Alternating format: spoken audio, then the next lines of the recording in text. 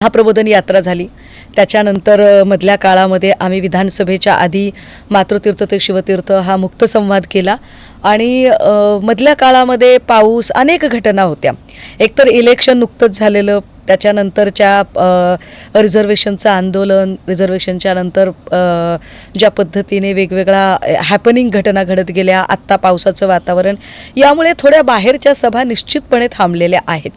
पण अजून एक साधारणतः 15 दिवसांनी मी पुन्हा एकदा आपल्याला जो अपेक्षित फॉर्म आहे, कारण आपल्यालाही वाटत असेल की भाजपला कोणीतरी धारेवर धरलं पाहिजे, निश्चित वाटेल, तर त्याच्यासाठी म्हणून अजून एक 15 दिवस फक्त आपण वाट बघा. 15 दिवसानंतर सुषमा अंधारे पुन्हा त्याच फॉर्ममध्ये आपल्याला पुन्हा लोकांच्या समोर दिसतील. पण तुम्ही एक असं म्हणत असताना तुम्ही ही गोष्ट मान्य करतायत की सध्या त्या फॉर्ममध्ये नाहीत, म्हणजे ठीक आहे पाऊस वगैरे हे नाही, त्या फॉर्ममध्ये नाही. सगळ्या तर राजकीय मेळावे इतर गोष्टी सुरूच आहेत की इतर पक्षांच्या सुरू आहेत, तुमच्याही पक्षाचे नाही, पण आमच्या पक्षाकडून काहीच चालू नाहीये. आमच्या पक्षाकडून सध्या असा म्हणजे एक जसा महाप्रबोधनचा एक सिरियल प्रोग्राम चालू होता किंवा आमच्याकडे चर्चांचा एक कार्यक्रम घेतला गेला, आमच्याकडे शक्तिपीठांच्या 3.5 शक्तिपीठांच्या दौऱ्याचा एक कार्यक्रम महिलांच्यासाठी घेतला गेला, असे जे वेगवेगळे उपक्रम आखले होते.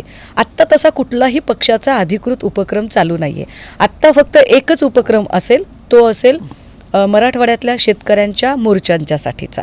आणि मराठवाड्यातल्या शेतकऱ्यांचा म्हणजे जर आत्ता सरकारने ओला दुष्काळ जाहीर केला नाही, आमची हेक्टरी 50,000ची मागणी आहे, ती हेक्टरी 50,000ची मागणी जर ते मान्य करणार नसतील तर आम्हाला रस्त्यावर उतरावं लागेल. त्या संदर्भाने उद्धव साहेबांनी दसरा मेळाव्यावरनच तो उवाच केलेला आहे. सो 11 तारखेला मराठवाड्यातला पहिला शेतकऱ्यांच्या हक्कासाठीचा महामोर्चा पक्षाकडून निघणार आहे. तुम्ही असाल त्या मोर्चामध्ये? मला असं वाटतं की माझ्याकडची आत्ताची जी जबाबदारी असणार आहे ती विशेषतः मुंबई भागातली असणार आहे. मुंबईमधला जो काही धारावीचा भाग आहे किंवा अजून काही महत्त्वाचा एरिया आहे, वरळीचा भाग आहे, विक्रोळीचा भाग आहे, तर इथे जी महापालिकेची तयारी करायची आहे त्याच्यासाठी मी असणार आहे. तुम्ही स्वतः